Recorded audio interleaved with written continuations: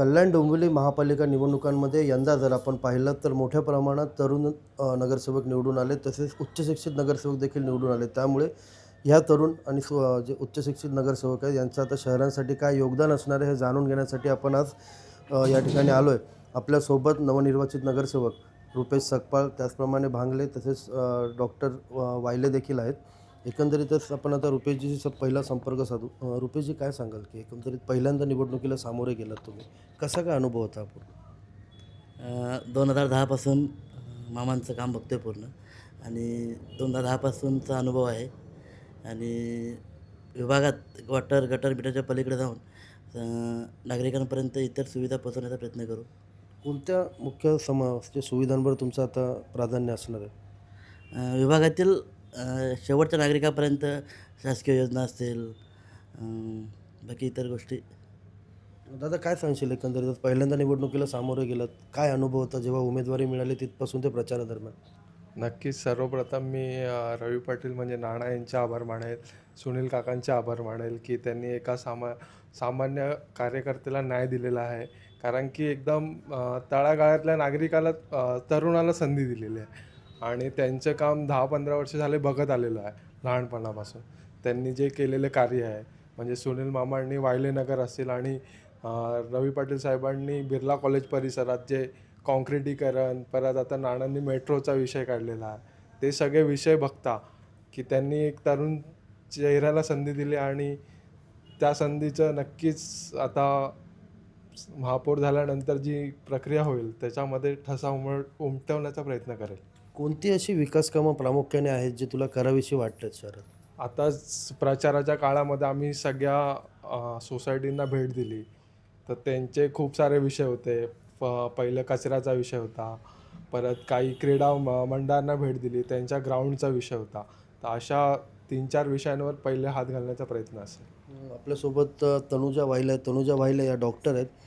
ताई, काय सांगशील, तू राजकारणात येण्याचा निर्णय का घेतला? कारण डॉक्टर आहेस, तू प्रॅक्टिस करू शकली होतीस, पण अचानक राजकारणात येण्याचा निर्णय का घेतला? जेव्हा मी डॉक्टर म्हणून ॲडमिशन घेतलं तेव्हा माझा पहिल्यापासून हाच उद्दिष्ट होतं की मी समाजसेवा करायची म्हणून मी डॉक्टर बनेल. मग तेच राजकारणातली लोकंही तेच करतात. जेव्हा लोकांशी संपर्क साधतात तेव्हा त्यांच्या समस्यांचं निर्विकारण करतात. जसं पाण्याचे प्रॉब्लेम असतील, कचरा असेल, स्वच्छतेची, आरोग्याच्या समस्या असतील, तसे त्याच्या पलीकडेही जाऊन ते लोकांना हेल्प करण्याचा प्रयत्न करतात. तर मला असं वाटलं की ॲज अ डॉक्टर आणि ॲज अ पॉलिटिशियन आपण आपले दोन्ही एम जर सेम असतील तर आपण राजकारणातही करू शकतो. कारण की माझं पहिल्यापासूनचं उद्दिष्ट जे होतं समाजसेवाच होतं, म्हणून मी हा निर्णय घेतला की मी समाजसेवाही करू शकते राजकारणात. एकंदरीत उमेदवारी मिळाल्यापासून ते निवडून येईपर्यंत प्रचारादरम्यान काय अनुभव होता तुमचा? कारण डॉक्टर म्हणून तुम्ही आधी लोकांना भेटत होतात, आता उमेदवार म्हणून भेटलात, काय अनुभव होता नेमका? लोकांचा प्रतिसाद कसा होता? जेव्हा मी डोर टू डोर प्रचाराला जायची तेव्हा लोक थोडे शॉक व्हायचे, सरप्राईज व्हायचे की पहिलं त्यांना समजायचंच नाही की मी उमेदवार आहे. तेव्हा मला स्वतः इंट्रोडक्शन द्यावं लागायचं की मी तनुजा अनिकेत वायले, डॉक्टर आहे, उमेदवार आहे प्रभाग क्रमांक 5मधून. तर लोक खूप खुश व्हायचे, त्यांना कौतुकास्पद वाटायचं की यंग लोक, एज्युकेटेड लोक, जे मोदीजी सांगतात की यंग लोक आणि एज्युकेटेड लोक गेले पाहिजेत राजकारणामध्ये, तर ते लोकांना खूप अप्रिशिएबल वाटायचं की चांगलं वाटायचं त्यांना की यंग लोक पण जात आहेत राजकारणामध्ये. कारण की आजकाल ट्रेंड आहे की तरुण लोकांना राजकारणात आवडत नाही, पण त्यांनी खूप एकंदरीत आपण जर पाहिलं तर तरुण सध्या असं बोलतो की राजकारणाचा चिखल झाला आहे, राजकारणापासून कुठेतरी लांब जात आहेत, आणि तुम्ही पुन्हा राजकारणात आला. मला असं वाटतं जर आपलं उद्दिष्ट जर चांगलं असेल, समाजसेवा करण्याचं असेल, प्रामाणिक राहण्याचं असेल, जबाबदारी घेण्याचं असेल, तर आपण कोणत्याही क्षेत्रात आपण सक्सेस घेऊ शकतो, सफळ होऊ शकतो. प्रचारादरम्यान कुणाकुणाची एकंदरीत मदत लाभली? कारण पहिल्यांदाच राजकारणात आलात, उमेदवारी मिळाली, प्रचार सुरू केला, तर एकंदरीत कुणाकुणाची मार्गदर्शन, कुणाचं तुम्हाला मदत मिळाली? माझे जे सासरे आहेत सुनील वायले साहेब आणि शालिनी वायले माझ्या सासू आहेत, त्यांचाच मला जास्त प्रतिसाद होता. नंतर रवी पाटील साहेब असतील त्यांचा. मला असं कधी वाटलंच नाही की मी पहिल्यांदा उमेदवारी लढते, कारण की माझा प्रचार जेव्हापासून माझं फॉर्म भरला आहे तेव्हापासून माझा प्रचार चालूच झालेला. कारण की त्यांचं काम हे 20 वर्षापासून चालू आहे, 2 दशकांपासून चालू आहे आणि लोकांनी त्यांचं काम बघितलेलं आहे की ते कसे काम करतात. मग त्याच्यामुळे लोकांनी पण मला कौतुक केलं माझं की कोणीतरी यंग येत आहे, कोणी एज्युकेटेड येत आहे राजकारणामध्ये. तर लोकांचा प्रतिसाद खूपच चांगला होता आणि त्यांची साथही होती, जे कार्यकर्ते होते त्यांची साथ होती. कोणती विकास कामं आता प्रामुख्याने करायचं तुमच्या डोक्यात आहे? म्हणजे एकंदरीत आता महापौर तिथं काही आठवड्यामध्ये बसेल. त्यानंतर महापालिकाचं तुमचं कामकाज सुरू होईल. प्रचारादरम्यान तुम्हाला काय आढळलं? कोणत्या समस्या आढळल्या? आणि प्रामुख्याने आता डॉक्टर म्हणून कोणती विकास कामं तुम्हाला करायची आहेत? प्रचारादरम्यान मला तर मोस्टली लोकांच्या मूलभूत ज्या समस्या आहेत, पाणी असेल, कचरा असेल, नंतर स्वच्छतेची जी कामे असतील ती जास्त त्यांची लोकांचे प्रॉब्लेम्स होते, पाण्याचे, कचऱ्याचे आणि ड्रेनेजच्या समस्या असतील. पण त्याच्या पलीकडेही मला असं वाटतं आपण कल्याण शहरामध्ये आरोग्य सुविधांचा विकास करणे हे जास्त महत्त्वाचं असेल. नंतर प्राथमिक केंद्र जे आहेत ते सुधारणे, नंतर ज्या योजना गेल्या अनेक असतील. वर्षांपासून या शहरातली जी रुग्णालय आहेत ते व्हेंटिलेटरवर आहेत. हं. इथे उपचारासाठी औषधं नसतात, औषधं असली तर डॉक्टर नसतात, अशी एकंदरीत त्या रुग्णालयांची अवस्था आहे. डॉक्टर म्हणून निवडून आलेत. आरोग्य सुविधेबाबत काय अजेंडा असणार? हेच असेल की ते प्राथमिक केंद्र असतील किंवा जी हॉस्पिटल्स असतील गव्हर्नमेंटची ते सक्षम करणं हेच माझा अजेंडा असेल आणि लोकांच्या मार्फत सर्व आरोग्यविषयक ज्या सुविधा असतील, ज्या योजना असतील त्या लोकांपर्यंत पोहोचवणं आणि त्यांना मार्गदर्शन करणं हेच माझं उद्दिष्ट असेल. तरुणांना काय आव्हान करशील? कारण एकंदरीत आज पाहिलं तर आपण तरुण कुठेतरी राजकारणापासून लांब जातोय. तुम्ही निवडून आलात, तुम्ही विकासही कराल, तर काय आव्हान असणार आहे तरुणांना?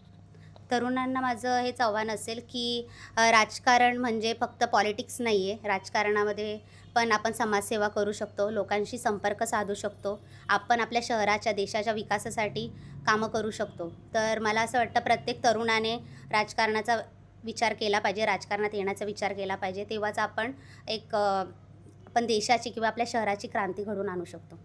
तर एकंदरीत आपण पाहिलं तर या पॅनलमध्ये तुम्ही तरुणांना मॅक्झिमम संधी दिलेलं पाहायला मिळालं. काय वाटतं तुम्हाला?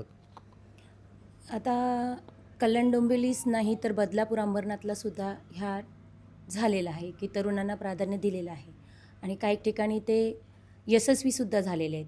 आणि तरुण पिढी ह्यासाठी हवी आहे की आम्ही ज्येष्ठ श्रेष्ठ जे आहेत आमच्या खांद्याला खांदा लावून जर ते आमच्याबरोबर चालले तर काही सुधारणा ज्या आहेत त्या खूप झपाटीने होतील आणि त्यांचा आम्हाला जास्तीत जास्त मदतीचा हात राहील. तर यांना घेऊन जेव्हा तुम्ही एकंदरीत तुमचाही प्रचार करत होतात, पण यांच्याही प्रचारात तुम्ही सहभागी झाला होतात, काय अनुभव होता? म्हणजे नागरिकांचा कसा प्रतिसाद होता? एक नौका उमेदवार घेऊन तुम्ही जनतेसमोर गेला होता. नौका उमेदवार बोलावं तर आमच्या घरातलाच आहे. रुपेश पण माझ्या घरातलाच व्यक्ती आहे. तसंच भांगले आणि प्रमिलाताई पाटील आणि तसेच आपले माजी नगरसेवक सुनीलजी वायले ह्यांच्या पावलावर पाऊल ठेवणारे भरपूर असे कार्यकर्ते आहेत की त्यांची इच्छा होती की आपला नौका म्हणून काय कोणतरी आला पाहिजे. त्याचाच आम्ही विचार करता ह्या तिघांना प्राधान्य दिलेलं आहे आणि त्यांचा प्रचार आम्ही आधी केलेला आहे. म्हणजे आमचं जुनं वॉर्ड जे आहे 19, 3 किंवा इतर आणि मी आता 1मध्ये उभी आहे तरीसुद्धा मी 19, 3 आणि 18, 17चा प्रचार करून मग पुढे माझ्या 1 नंबरच्या प्रचाराला मी वाटचाल दिलेली आहे.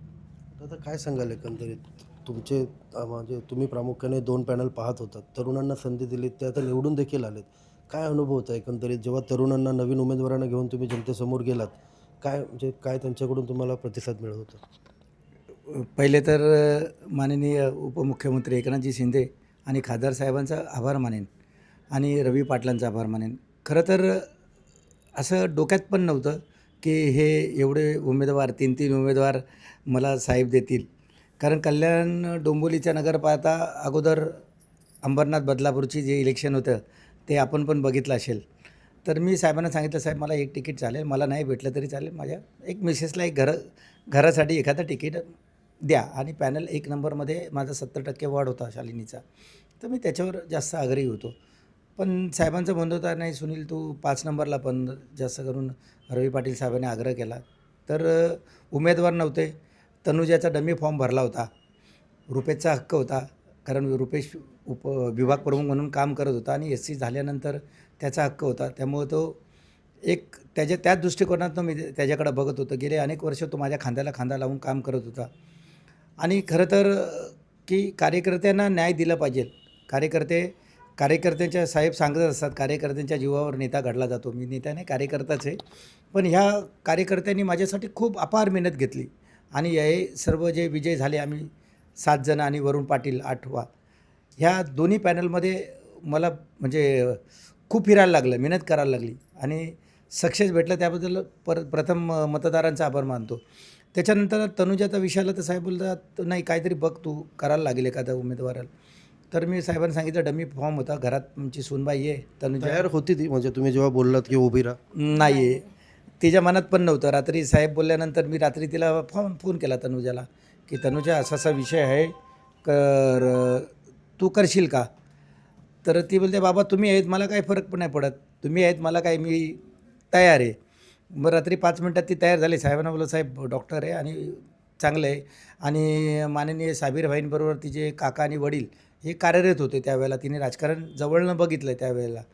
तर तिला त्यावेळेला संधी भेटली आणि सकाळी जवळजवळ 10 वाजता डमी फॉर्म देण्यात आला आणि त्या संधीचं तिने सोनं केलं. चांगले उमेदवार आहेत. किरण बांगले पण चांगला एक सिव्हिल इंजिनियर मेकॅनिकल इंजिनियर मुलगा आहे.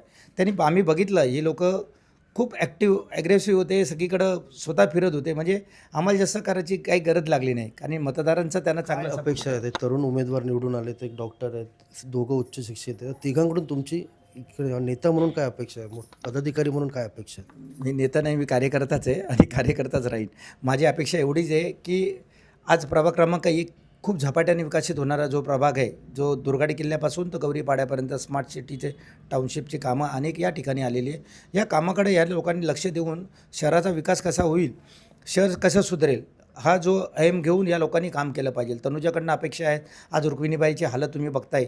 आज मी कल्याण डोंबिवलीमधला मॅटर्निटी होम वसंत व्हॅलीला आणलं. आज त्याची अवस्था थोडीशी बॅड आहे. त्याचं अजून म्हणजे पाहिजे तसं नाही. तिथे NUCचं आता काम चालू झालं आहे. मी प्रामुख्याने त्या केंद्रावरती खूप लक्ष देतो.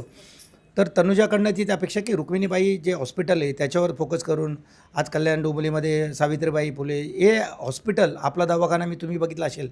1 मेला ज्या वेळेला उपमुख्यमंत्री साहेब होते त्यावेळेला साहेबांनी आपला दवाखाना आणला आणि त्याच्यात पहिलं दवाखाना कल्याण डोंबिवलीचा मी आणला. आज तारांगणच्या इथं कल्याण डोंबिवलीचा आपला दवाखाना चांगल्या परिस्थितीत चालू आहे.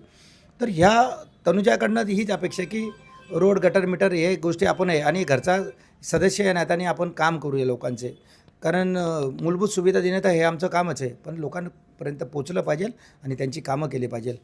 आज झाला किरण मेकॅनिकल इंजिनियर, त्यांनी या क्षेत्रामध्ये चांगली कामं केली पाहिजे. आम्ही त्यांच्याबरोबर आहे. रुपेश तर कार्यकर्ता होता, तो पण ग्रॅज्युएट आहे. आणि आज यांना मी एवढं शिकतो की आम्ही जे काम केलं आहे हे कामाचा पाठपुरावा करून, सरकारी काही जास्त लागत नाही, तुम्हाला लेटर दिलं पाहिजे आणि पाठपुरावा केला पाहिजे, पण लोकांपर्यंत तुम्ही पोचलं पाहिजे. लोक तुमच्या ऑफिसमध्ये आली नाही पाहिजे, तुम्ही लोकांपर्यंत गेलं पाहिजे. नाही तर ऑफिसमध्ये बसायचं आणि काम आम्ही या इथे बसलो आहे, तर ह्या गोष्टी न करता लोकांपर्यंत तुम्ही पोचलं पाहिजे. इथे 4 लोक भेटणार, तुम्हाला 40 लोक सोसायटीमध्ये भेटेल. असे कामं करत राहा. काय अपेक्षा असतील तुमच्या जे तिघंजणं जे निवडून आलेत, काय अपेक्षा असतील तुमच्या?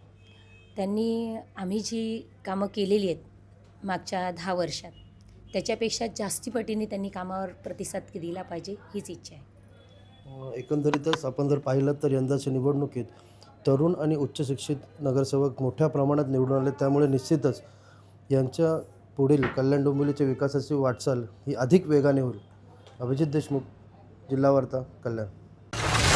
जिल्हा वार्ता, जनतेचा आवाज.